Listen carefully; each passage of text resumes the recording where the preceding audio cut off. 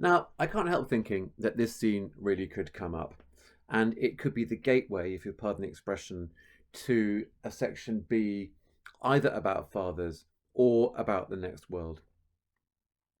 I can't help noticing as well, and I think this would be my starter on it, is that what's surprising about Hamlet, the character, and also the play, is when you look at this speech, it's remarkable how the extent to which Hamlet sees the world in the same way as his father does.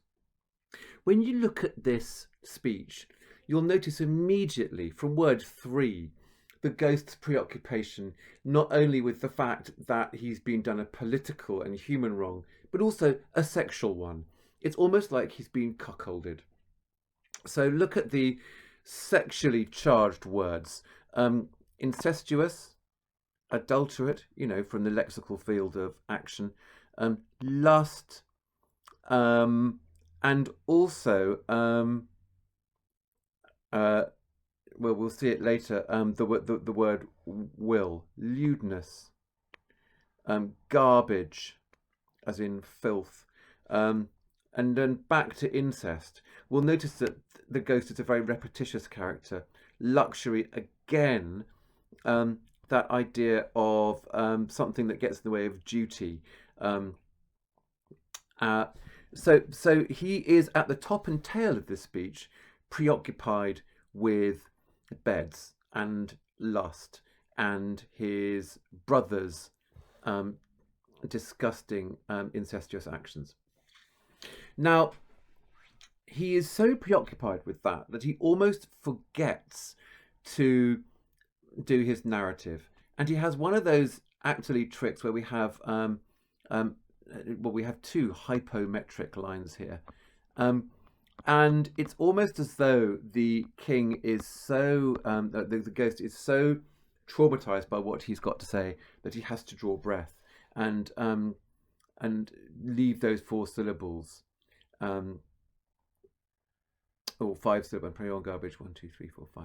And all my smooth body, 1, 2, 3, 4, 5. So he leaves 5 syllables there in a kind of rhythm. And at one point, he is so prompted by the short stay he's got in the midnight hour that he actually gets onto the narrative. And here, so before he gets on with the narrative, we have this almost meditation on lust, and the yes, the will here, that is another, that joins the lexical field of desire, if you're interested in that kind of thing. And then look at this word here, the will, the desire, of my most seeming virtuous queen.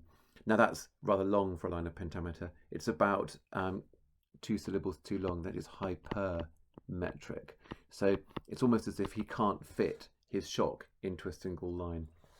The will of my most seeming, actually no, it does work.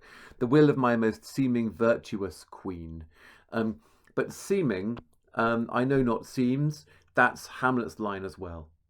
So both Hamlet and his father, the ghost, are quite used to trying at least to look beyond the apparent, the superficial.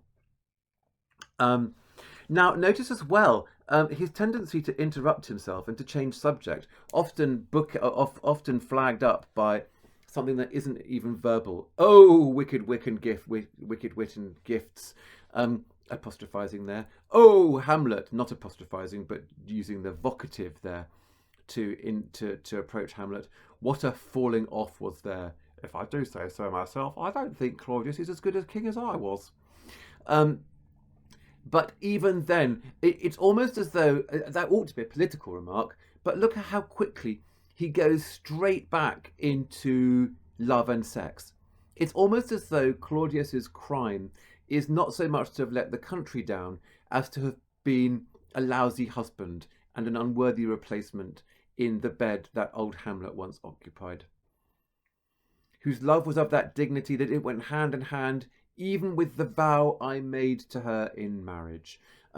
That is the kind of thing. Remember, that comes up at some length in the mousetrap scene, Act 3, Scene 3, where the queen actually says that the player queen protests too much in saying, I will never take another husband even if you die. And it turns out not to be true. And then the ghost has a kind of meditation on virtue. Virtue itself, you would have thought, would not yield, even if the devil assumed a pleasing shape, though lewdness caught it in the shape of heaven. Nonetheless, it ought not to end in a bed, but somehow in the person of the queen it does. So, but though to a radiant angel linked, will consort, resort, itself in a celestial bed and prey on garbage.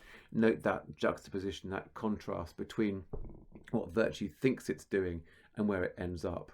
And that very brutal dismissal of the world, or the bed rather, in which both his queen and brother end up. Now, so much for that. What follows next is narrative. Now, you would expect, and to some extent you get, a narrative to be lots of subject, verb, object, past tense, this happened, then that happened.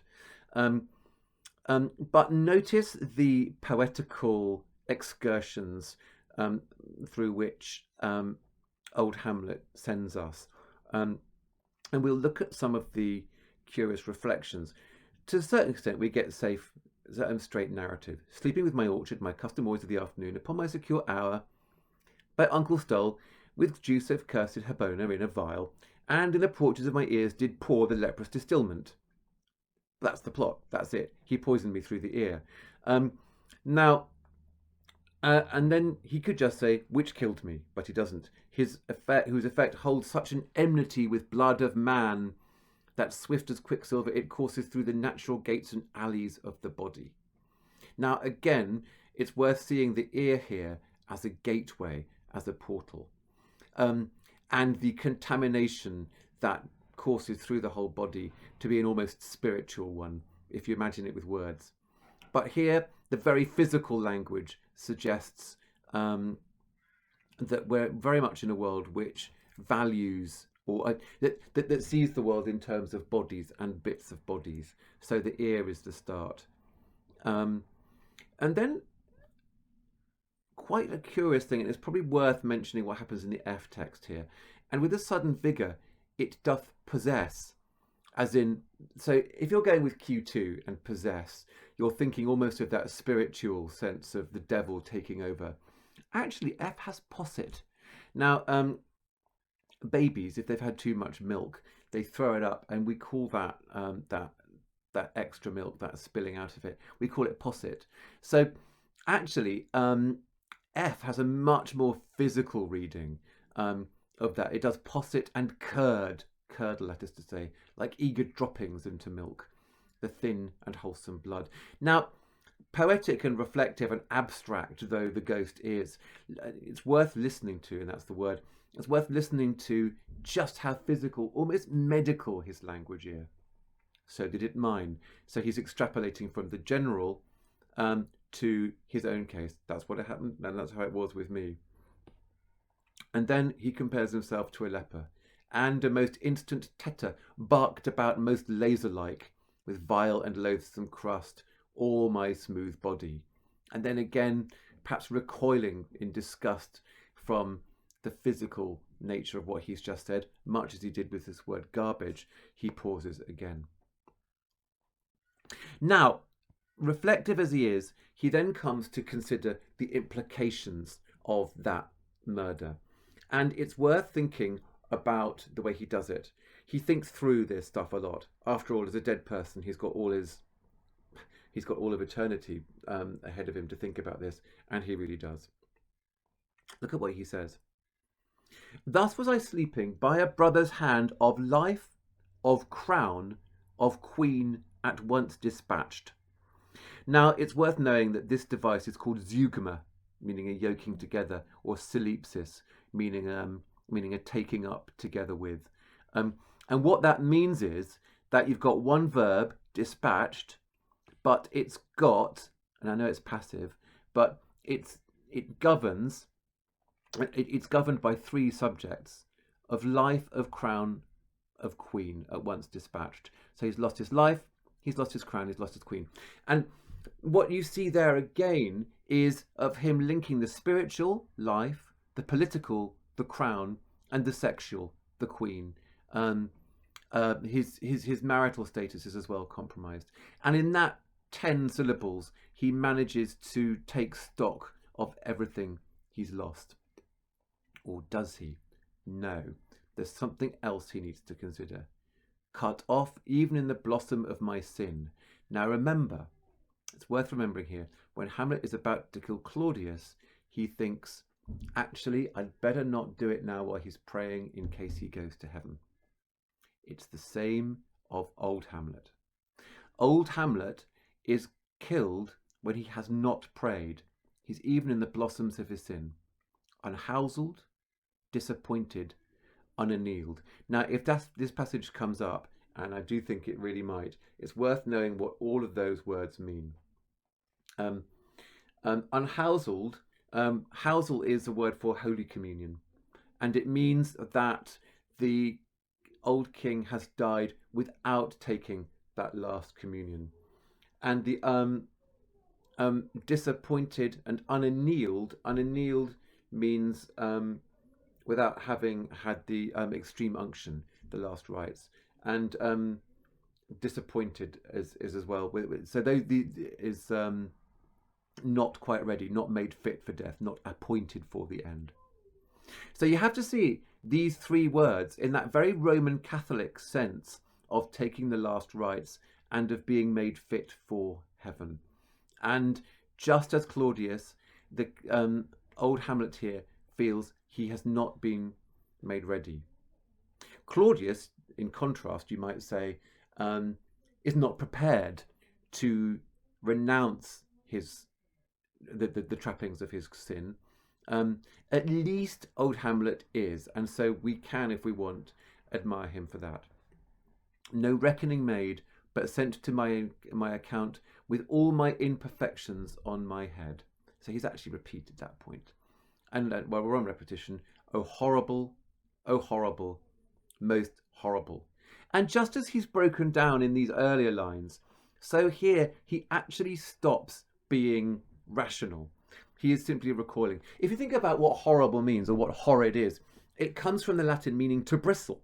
To have that bristling, that involuntary, almost goosebumps, from which he suffers. So he's talking, much as the rest of his body has suffered from death, and much as he's talked about Hamlet's hairs possibly rising up like the fearful porpentine. So here he's anticipating the kind of shudders and hair standing on end that his story will impart. If thou hast nature in thee, bear it not. And then he's straight back to the sex. Let not the royal bed of Denmark be a couch for luxury and downward incest, which we've covered.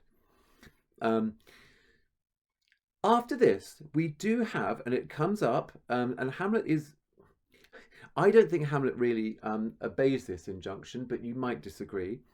It is very important for the ghost that Hamlet's feelings of enmity, of anger, of disgust are aimed solely at Claudius, solely at the uncle, rather than at Gertrude. Leave her to heaven, and to those thorns that in her bosom lodge to prick and sting her. Fare thee well at once. And here the ghost prepares to exit and end his speech.